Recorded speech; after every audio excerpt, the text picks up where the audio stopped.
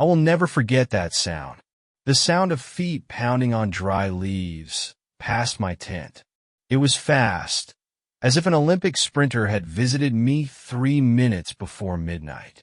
The first time it happened, I grabbed my rifle and searched the neighborhood. Nothing, not a single trace. After I climbed into my sleeping bag, less than 5 minutes later, something ran past the tent again. 10 minutes later, I heard it again, and then nothing else as I waited for the sun to rise. The wilderness has always been my home away from home, my escape when life was going wrong. I've been on more hikes than I can count, mostly alone. You see, I don't like people, so after many years abroad, another trip to nature was overdue. After the first night, I decided to stay another night, hoping it was just a random incident. But when the sun came up, I noticed that there were strange footprints around my tent.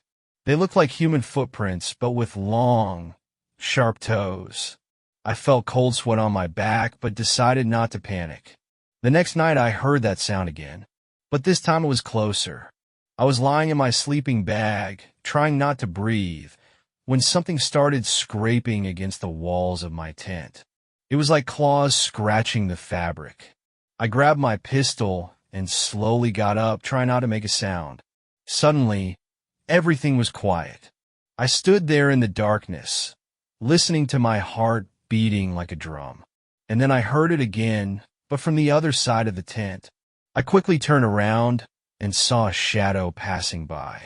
I fired, but the bullet hit a tree. The shadow disappeared. I decided not to sleep that night. I sat by the fire, keeping my gun ready. But every time I heard that sound, it was getting closer and closer. I felt like something was playing with me, like a cat and a mouse. The next day, I decided to explore the neighborhood, hoping to find some clues about what was going on. I noticed that the forest was unusually quiet. No birds singing, no rustling of leaves. It was as if the forest itself was holding its breath. I was walking deeper into the forest when I suddenly saw an old, abandoned house. It looked as if it had been abandoned many years ago. The windows were boarded up and the door was hanging on one hinge. I felt a chill down my spine, but decided to enter. It was dark and damp inside. I turned on the flashlight and started looking around the room. On the walls were old photographs of people in old clothes. They looked as if they were watching me with their empty eyes. I felt my heart start to beat faster. Suddenly, I heard a whisper. It was quiet but clear. I couldn't understand what he was saying, but it sounded like someone was trying to warn me about something. I turned around, but I didn't see anyone. The whispering continued, and I felt panic start to take over. I decided to leave the house, but when I approached the door, it suddenly slammed in front of me. I tried to open it, but it wouldn't budge. I felt cold sweat start to run down my face. I was trapped. The door slammed shut with a loud bang, leaving me in complete darkness. I shone my flashlight around the room, trying to find another way out, but all the windows were boarded up. There was an oppressive silence in the room, broken only by my heavy breathing. Suddenly, I heard footsteps in the attic. They were quiet but clear. I felt my heart start to beat faster. I decided to go up to the attic, hoping to find a way out. As I climbed the old, creaky stairs, the footsteps stopped. The attic was cold and damp. My flashlight illuminated the old, dusty furniture and the cobwebs that covered the corners. I walked slowly, trying not to make a sound. And then I saw it, an old, worn diary lying on the table. I opened it and started reading. The diary belonged to a woman named Anna who lived here many years ago. She wrote about strange noises at night and shadows that haunted her.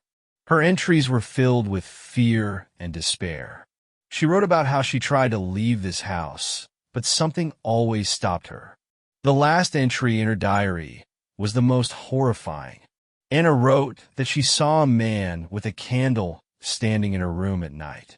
He did not move, just stood there and looked at her. She wrote that she couldn't take it anymore and decided to run away that night.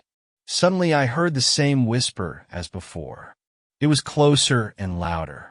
I felt a cold breath pass over my neck. I turned around and saw a shadow standing behind me. It didn't move, just stood there looking at me with its empty eyes. I felt my limbs get cold, and my heart started to beat even faster. The shadow continued to stand still, looking at me with its empty eyes.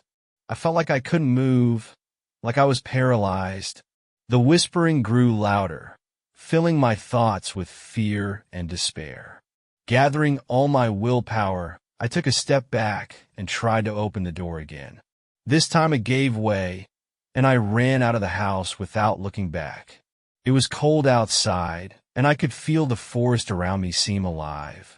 The branches of the trees seemed to be reaching out to me, trying to stop me. I ran without stopping until I reached my tent.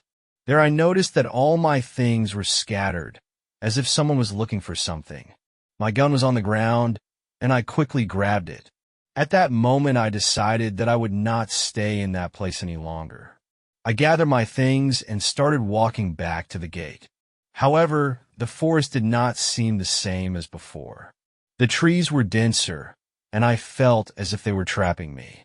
Every step seemed difficult, and I kept looking around, expecting to see a shadow. The path was dark and confusing, but I didn't stop walking. Suddenly, I heard the same whisper that had been haunting me all night.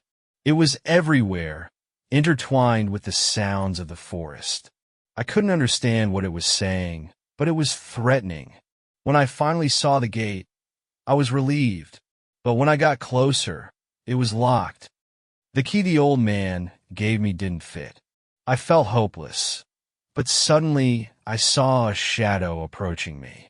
It was even closer, and I felt fear paralyze my body. The shadow was rapidly approaching, and I felt a cold terror pervade my entire body. Suddenly I realized that I had to act quickly. I slammed my shoulder into the gate and tried my best to open it, but in vain. The shadows around me were getting darker and more threatening. In desperation, I began to walk around the area near the gate, looking for another way out. The branches of the trees seemed to reach out to me, trying to stop me. Suddenly, I came across a small hole in the fence. Although it was narrow, I decided to try to crawl through it. As I crawled through the hole, I heard a loud whisper coming from behind me. It seemed like the forest was trying to hold me, but I was free. I finally escaped from this terrible trap. There was a path to the reception area in front of me, and I quickly ran there. When I got to the reception area, it was empty and dark. I knocked on the door, hoping for help, but no one answered. I decided to leave the reception and head to my car. As I was walking to my car, I heard footsteps behind me. I turned around and saw an old man in a blue cardigan who had helped me earlier. He looked upset and scared. He came up to me and began to speak quickly and excitedly.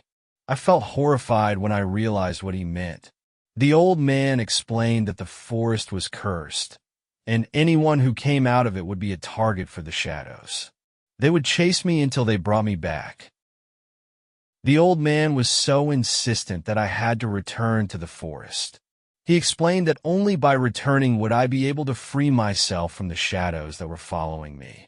I felt afraid, but I realized that there was no other way out. Armed with my pistol and flashlight, I headed back to the gate. This time the forest seemed even darker and more threatening. Every step echoed in the depths of the forest. The whispering returned, enveloping me from all sides.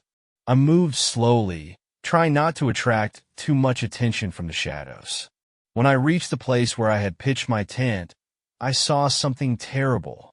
There were signs of a struggle on the ground, and burnt pieces of wood were lying around. The feeling of an invisible gaze did not leave me.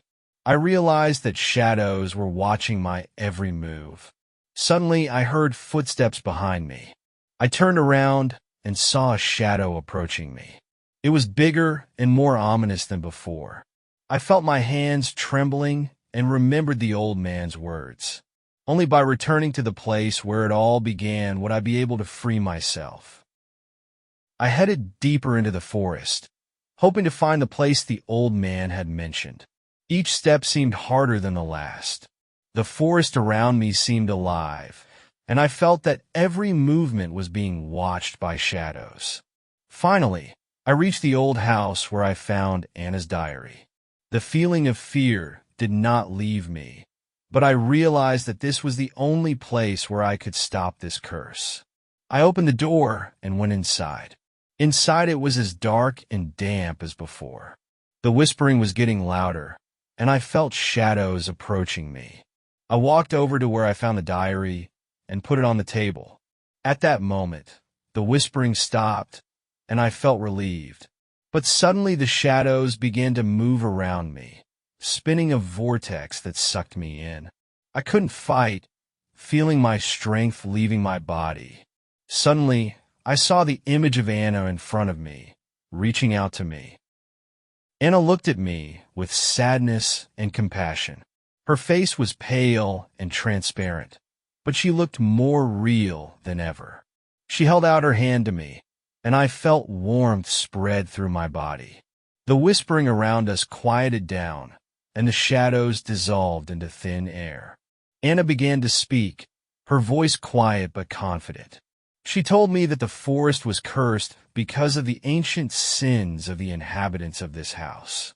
The shadows were the souls of the dead who could not find rest. She asked me to help them find peace by returning the diary to its place. I realized that my task was to complete what Anna had started. As I returned the diary to the table, I felt the forest around me begin to change. The shadows dissolved, and I felt the weight lift off my shoulders. The forest became quiet and peaceful again. As I left the house, I saw the sun was rising, illuminating the path to the exit. I turned to the old man who was waiting for me at the gate. He looked happy and calm. I knew that I had managed to break the curse and free the souls of the dead.